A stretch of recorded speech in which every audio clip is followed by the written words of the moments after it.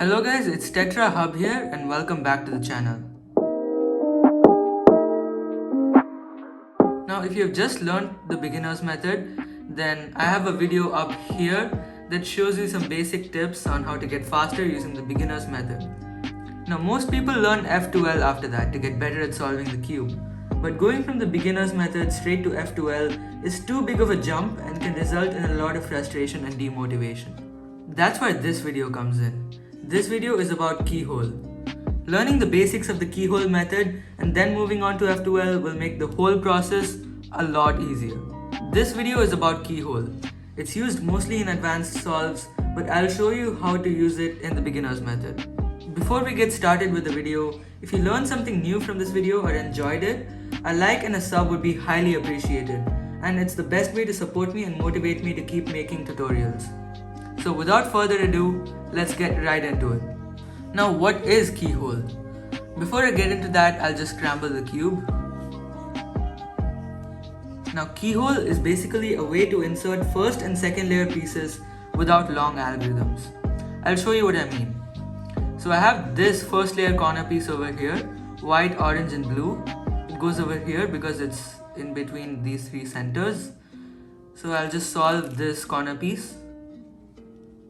Now the edge that goes above this corner piece is over here, blue and orange. So I'll just bring this edge piece to the front and then no long algorithms, and the edge piece is solved here.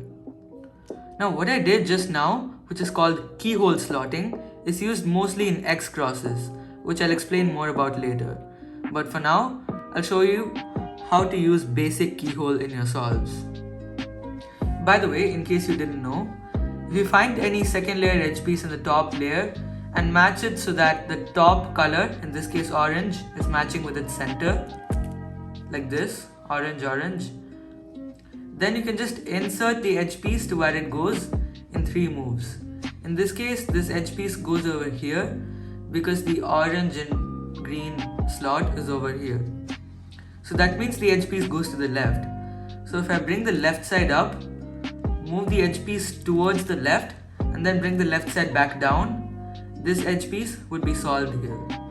This is the concept that we use in Keyhole. This does not mean that you can just insert the edge piece over here if the corner is solved. I'll just try to do that. The edge piece is solved, but the corner piece is gone now. So what can you do instead? If you try to bring this edge piece over here, then the corner piece over here will be gone, right? So what do? You replace this corner piece with an empty slot. So in my situation, in the first layer right now, there are 2 empty slots, this one and this one. You can choose to move any of the empty slots that are available in your situation to the spot where the solved corner piece is. So I'm choosing to move this one, and the solved corner is over here. So I'll just bring this unsolved corner to where the solved corner was, like this. And now, even if I try to insert the edge piece over here, nothing will happen because the corner piece over here is unsolved. So there's no problem if it's gone, right? So I'll just insert the edge piece over here. Now the edge piece is solved. And now what you need to do is to bring that original solved corner back to where it was before. Now you have both the corner and the edge, and you didn't have to do any fancy algorithms for it. Just 3 simple moves to insert the edge and 2 moves to replace the corner. So this can also be done the other way around. So if the edge piece is solved and you want to insert the corner piece over here, what you need to do is first locate the corner piece that goes here. In this case, the center pieces around this corner are orange, blue and white. So I need to find the orange, blue and white corner piece, which is here in my situation. And then what I do is locate the spot where the corner goes. In my situation, it's this one. Move it somewhere where there isn't a solved edge piece. In this case, it's right underneath a solved edge piece. So I'll look for any spots without a solved edge piece. There's this one, and this one. So I'll just move this empty spot over here because this edge piece is not solved. And then I can insert the corner over here. The corner is solved, and now I can bring the corner back, and then both the edge piece and the corner piece would be solved. The keyhole method, which I showed you right now, if used correctly, can save you a lot of time. And now I'll be showing you how to use keyhole in the beginner's method as efficiently as possible. So once you have solved the cross, solve 3 first layer corner pieces. I'll just solve 3 pieces right here. There's one here, the next one over here, and then the third one over here. So I've inserted 3 first layer pieces and they're all solved completely. Now it's time for keyhole. So what you need to do is choose any one of the edge pieces that go above any one of the solved corner pieces. So in my case, I've solved these 3 corner pieces, and I'll choose the edge piece that goes above this one. So in my case, this corner piece is white, green and orange. So the edge piece would be a green and orange one. It's over here in my case, and luckily it's already matched up with its center. So now what you need to do is bring the empty slot to where this corner piece is, and then insert the edge piece using keyhole. But don't move the corner piece back to where it was yet. Now just choose another one of the solved corner pieces. I'll just choose this one in my scenario. It's a white, orange and blue corner piece. So that means the center that goes above this corner would be an orange and blue one.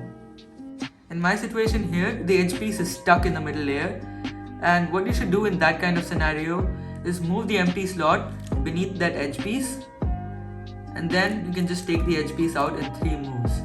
After that, match that edge piece with its center so that the top piece is matched with its center here, blue, blue, and then you can use keyhole again.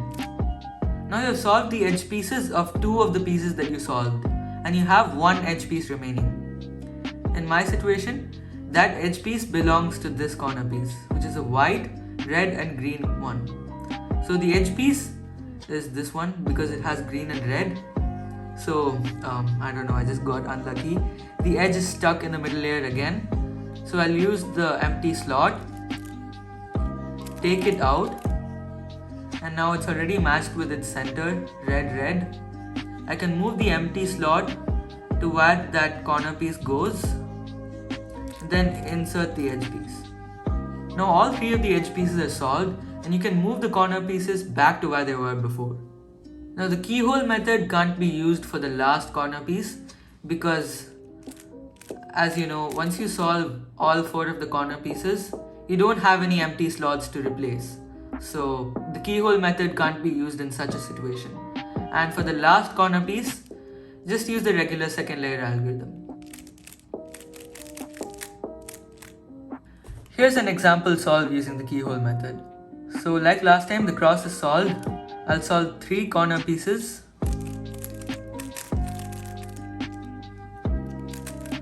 Now 3 corner pieces are solved. I'll choose this one as my first corner piece.